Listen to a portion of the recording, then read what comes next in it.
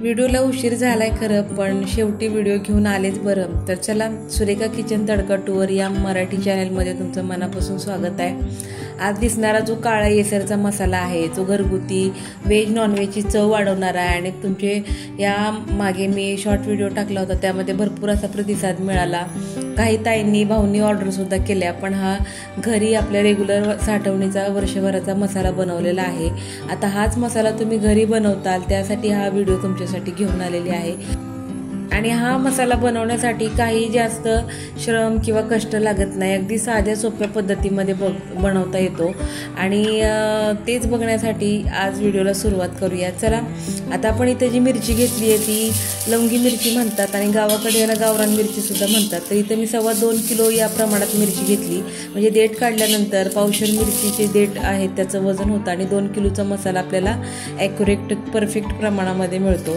तर इथं बघा, चुलीवरच आपल्याला सगळे मसाले भाजून घ्यायचे होते, त्यामुळं चूल पेटवलेली आहे. चुलीवर छान लोखंडी मोठी कढई ठेवली आणि याच्या पुड्या तुम्हाला दिसतात आहे, त्या पुड्यांमध्ये ना खडे गरम मसाले आहेत. आता याचं प्रमाण म्हणाल तर मी डिस्क्रिप्शनमध्ये देते आणि तुम्हाला तोंडीसुद्धा सांगते. तर अगोदर या पुड्या सगळ्या सोडून घेतलेल्या आहेत आत्याने. म्हणजे आत्या म्हणजे माझी सासूबाई आहे आणि माझी आत्यासुद्धा आहे. तिने अशा जीवनामध्ये बरेच मसाले बनवलेले आहेत. तर आता गावाकडे गेल्यानंतर म्हटलं चल तू बनव. तर याआधी पूर्वतयारी काय केली होती ती तुम्हाला सांगते. इथं बघा, सुकं खोबरं आहे ती अर्धा किलो छान खिसून घेतलं. म्हणजे आपण जेव्हा चटणी कुटून घेतो तेव्हा मोठे मोठे असे खडे राहत नाहीत आणि दाताखाली मसाल्यामध्ये आपल्या भाजीत टाकल्यानंतर सुद्धा येत नाही. त्यानंतर अर्धा किलो धने घेतलेले आहेत आणि 2 किलो कांदा चांगला बारीक स्लाइस करून तो सुद्धा वाळवून घेतला. मिरच्यासुद्धा आपण उन्हात इथं 2 ते 3 तास छान कडक उन्हात वाळवून घेतलेल्या आहेत. आता आपल्याला मसाले भाजायचे आहेत. तर इथं कढई छान तापली आहे. तर कढईमध्ये कोणतंही तेल न टाकता आपण जो कांदा वाळवून ठेवला होता तो टाकायचा आणि जास्तीचा जाळ जर असेल चुलीमध्ये तर तो सुद्धा बाहेर काढून घ्यायचा आहे. कारण जास्त जाळ लावल्यानंतर कांदा टाकल्यानंतर लगेच काळा पडतो आणि आतमध्ये तो कच्चा राहिल्यामुळं आपल्या मसाल्याला बुरशी किंवा ओलावा येतो. आता हा एकदम गॅसवर भाजत असाल तर मंद गॅसवर भाजा आणि चुलीवर भाजत असाल तर छान शांत हारावरच भाजून घ्यायचं आपल्याला. म्हणजे आपला कांदा चांगला कुरकुरीत आणि क्रिस्पी पण होतो आणि कुटताना सुद्धा जास्त त्या जे कुटतात त्या ताई मावशी दादा त्यांना सुद्धा त्रास होत नाही. तर बघा, मसाला जसं तिला म्हणजे जसं जसं जाळ तिला लागत आहे तसा तसा आत्या माझी जाळ लावत आहे. तर अशा पद्धतीने मसाला यावेळेस खूप छान पद्धतीने झाला आणि खूप टेस्टी पण झालेला आहे. तर बघा, इथे 10 ते 15 मिनटं लागले एवढा कांदा भाजायला. तर एवढं सगळी क्लिप तुम्हाला दाखवत बसले नाही.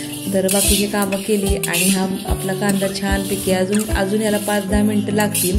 तोपर्यंत तुम्हाला जे मसाले आहेत की नाही, जे खडे गरम मसाले घेतलेले आहेत त्याचं सुद्धा प्रमाण सांगणार आहे.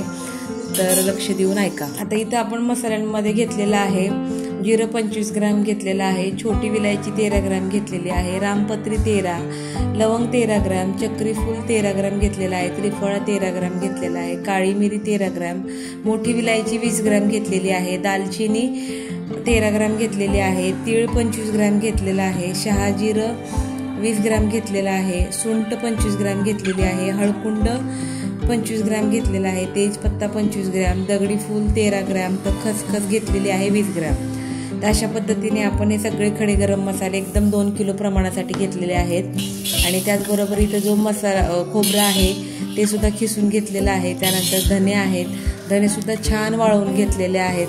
आणि हे धने जे तुम्ही बघताय ते एकदम गावरान आहेत. नुसतं हातावर थोडंसं धन जरी स्मॅश केलं तरी सुद्धा त्याचा सुगंध येत होता.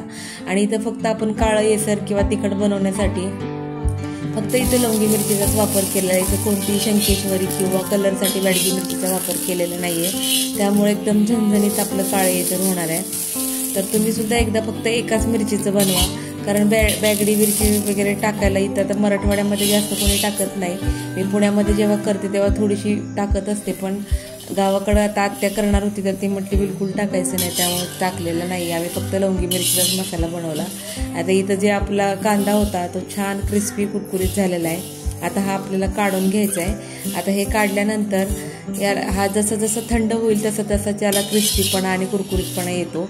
तर हा काढून घेतल्यानंतर त्याच कढईमध्ये धनेसुद्धा टाकलेले आहे. धने खूप गावरान आणि एवढा खमंग सुगंध येत होता घरामध्ये जेव्हा हे भाजत होतो. आता याला थोडासा वेळ लागतो किंवा हे थोडंसं साधाळलेले असतात धणे, त्यामुळं थोडासा जास्त जाळ लावला आणि नंतर ती सुद्धा जाळ काढून घ्यायचं आहे आपल्याला. आता धने भाजत असताना थोडंसं तेल घालायचं, म्हणजे ते पटकन भाजले जातील, त्याला कलर पण छान येतो आणि वास पण चांगला येतो. मात्र आपण जेव्हा कांदा भाजलाय त्याच्यामध्ये एकही थेंबाचा तेलाचा वापर केलेला आहे. तर अशा पद्धतीने आपल्याला धनेसुद्धा भाजून घ्यायचे. धने भाजताना सुद्धा आपल्याला 10 मिनिटं तरी लागतील. धने भाजून झाल्यानंतर ते सुद्धा आपल्याला एका ताटामध्ये काढून घ्यायचे. आता हे सर्व जे आपण खडे गरम मसाले भाजणार आहोत ते फक्त तेलामध्ये तळून घ्यायचे आणि काही खडे गरम मसाले फक्त आपल्याला भाजून घ्यायचे. तर आपण आधी तळून घेणार आहोत. त्यामध्ये आपण धने हे छान तळून घेतलेले आहेत आणि दुसरा आता तळून जे घेणार आहोत ते आपण थोडंसं तेल घालायचं आणि तेल घालून आपल्याला याच्यामध्ये सुंठ घालायची आणि सुंठ छान फुलेपर्यंत आपल्याला हे तळून घ्यायची. आता याच तेलामध्ये आपण बरेच सारे खडे गरम मसाले तळून घेणार आहे. आता हे जे खडे गरम मसाले तळून घेण्याचं कारण म्हणजे ह्याच्यामध्ये थोडासा कच्चापणा ओलावा असतो तो कमी व्हावा आणि मसाल्याला छान चव यावी, वर्षभर आपला मसाला टिकावा किंवा जास्त दिवस साठवणीत राहिला तरी त्याला बुरशी येऊ नये किंवा त्याची चव कमी होऊ नये, त्यासाठी आपल्याला जे तळणीचे मसाले आहेत ते तळूनच घ्यायचे आहेत.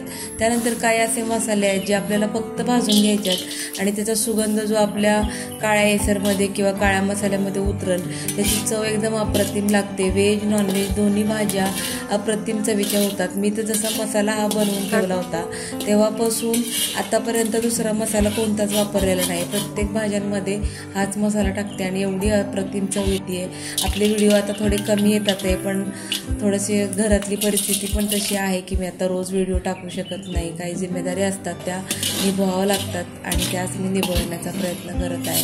तर थोड्या दिवसांनी आपले रोज रेग्युलर व्हिडिओ येतील याची मी खात्री देते तुम्हाला. आता अशा पद्धतीने जेवढे तळणीचे होते तेवढे सगळे व्हिडिओमध्ये तुम्ही बघितलेच असतील. आपण सगळे मसाले जे तळून घ्यायचे होते ते तळून घेतलेले आहेत.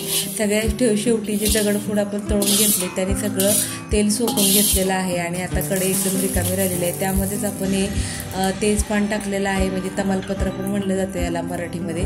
तर आपण तमालपत्र्यामध्ये थोडंसं तेल टाकून ते सुद्धा आपल्याला छान असं भाजून घ्यायचे. थोडासा कलर हलका असं त्याला लालसर झाला की ते सुद्धा आपल्याला काढून टाकायचे. आता बघा कढईमध्ये ना बिलकुल तेल नसणार आहे. तर आता थोडासा जाळ लावून फक्त कढई छान तापवून ठेवायची आणि मग जाळ बाजूला आपल्याला काढायचा आणि त्यामध्ये आपल्याला जो खोबऱ्याचा किस आपण करून ठेवला होता तो घालायचा.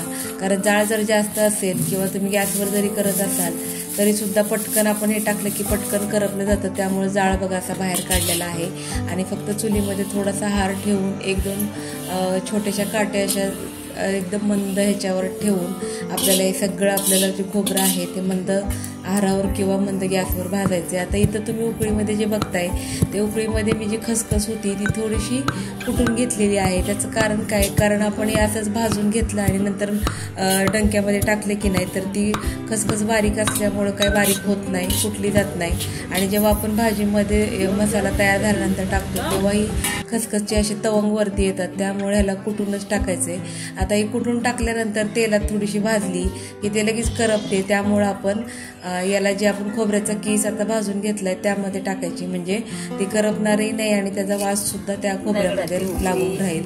तर अशा पद्धतीने आपल्याला खोबरं आणि खसखस एक सोबतच भाजून घ्यायचे. तर आता खोबरं सुद्धा आपलं छान कलर आलेला आहे बघा. आणि काही भागामध्ये खोबरं टाकत नाही, ते म्हणतात की खोबरं टाकल्यामुळं मसाला थोडासा खवट होतो. तर खवट होण्याचं कारण जास्त टाकायचं नाही आपल्याला. आता 2 किलोसाठी फक्त अर्धा किलो खोबरं वापरलेलं आहे आणि या किस केल्यामुळं तरी जास्त दिसते, पण जेव्हा आपण काप करतो तेव्हा तर खूप कमी दिसतात. आता बघा जे आपण भाजून मसाले घेतलेले आहेत त्या मसाल्यामध्ये आपण घेतलेलं आहे दालचिनी, शहाजिरं, त्यानंतर आपण जे रोजच्या जेवणामध्ये टाकतो ते नॉर्मल जिरं, हिरवी विलायची, रामपत्री, लवंग, तीळ आणि काळी मिरी. हे सगळं आपल्याला भाजून घ्यायचं कारण ह्या मसाल्यांमध्ये खूप खमंग सुगंध दडलेला असतो आणि हा आपल्याला फक्त भाजून टाकायचा. तेलामध्ये टाकल्यानंतर या मसाल्यांचा वास निघून जातो आणि आपल्या मसाल्याला छान वास येत नाही. त्यामुळे हे मसाले फक्त भाजूनच आपल्याला टाकायचे आहेत. अगदी 1 मिनिटासाठी आपल्याला फक्त ह्याच्यामध्ये जे ओलसरपणा असतो तो काढायचा आणि तसंच त्याच मसाल्यांवर आपल्याला हे मसाले टाकून द्यायचे. आता आपण जे मिरच्या भाजायला घेतलेल्या आहेत, ज्या गावरान मिरच्या आहेत त्या भाजताना कढईमध्ये अगोदर थोडंसं तेल घालायचं, म्हणजे मिरची जास्त ठसकत नाही किंवा आपल्याला सुद्धा खोकला वगैरे लागत नाही. घरात लहान मुलं असतील तर त्यांना थोडंसं बाहेर किंवा फिरायला कोणी नातेवाईक असतील तर त्यांच्यासोबत पाठवा. आता मिरच्या खूप तिखट असतात लवंगी आणि या भाजीत असताना खूप ठसका किंवा खोकला येण्याची शक्यता असते तर मुलांना सुद्धा त्रास होतो.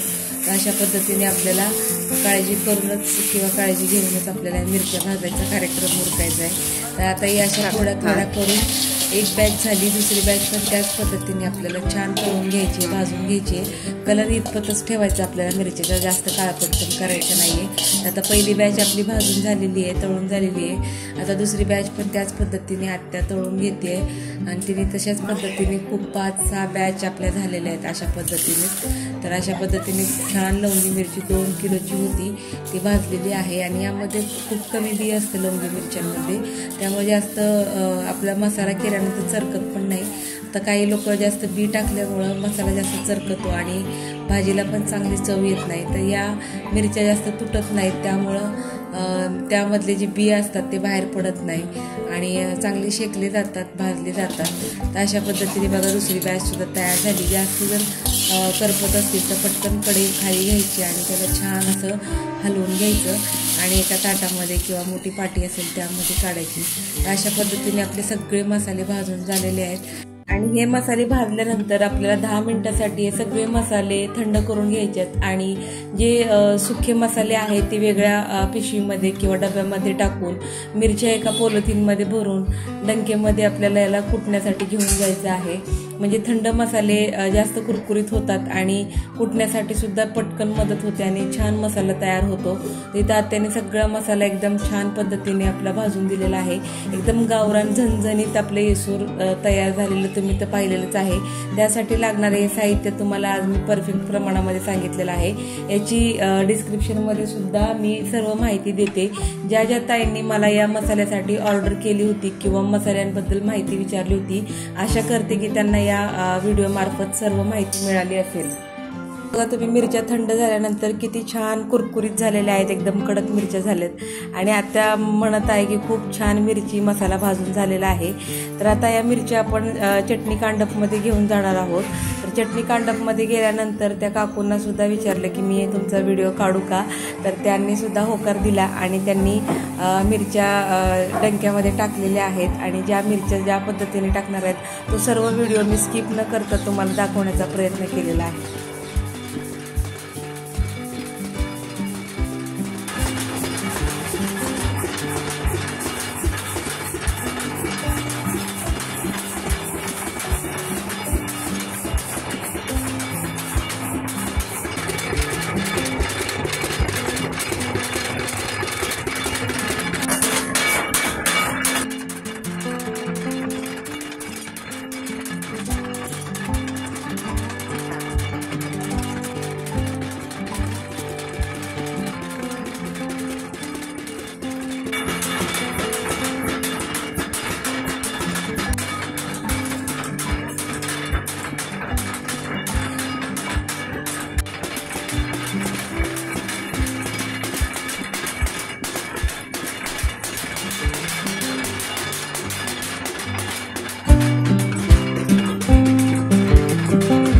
व्हिडिओमध्ये तुम्ही बघू शकता 1.5 तासानंतर असा मसाला आपल्याला खायला मिळतोय आणि बरेच ताई म्हणाले की या मसाल्यामध्ये तेल जरा जास्त झालेलं आहे। तर ताईंना मला सांगायचं की या मसाल्यामध्ये आपल्या घरचं गरम करून किंवा थोडंसं तापवून तेल टाकतात, तसा थोडाही वापर केलेला नाहीये, तरी सुद्धा मसाला आपला एवढा छान झालेला आहे। तर ते आपण खोबऱ्याचा कीस आणि जे खडे गरम मसाले तळून घेतले होते त्या मसाल्यांमधलं तेल या मसाल्यामध्ये काळ्या येसरमध्ये उतरलेलं आहे आणि त्या पद्धतीचा आपल्याला मसाला तयार भेटलेला आहे। तर 1.5 तासानंतर आपल्याला या पद्धतीचा वर्षभरासाठी प्रत्येक भाजीची चव वाढवणारा झणझणीत काळा येसर तुम्हाला कसा वाटला ते कमेंटमध्ये नक्की सांगा। व्हिडिओ आवडल्यास चॅनलला सबस्क्राईब करा, व्हिडिओला लाईक करा आणि जास्तीत जास्त शेअर करा। धन्यवाद।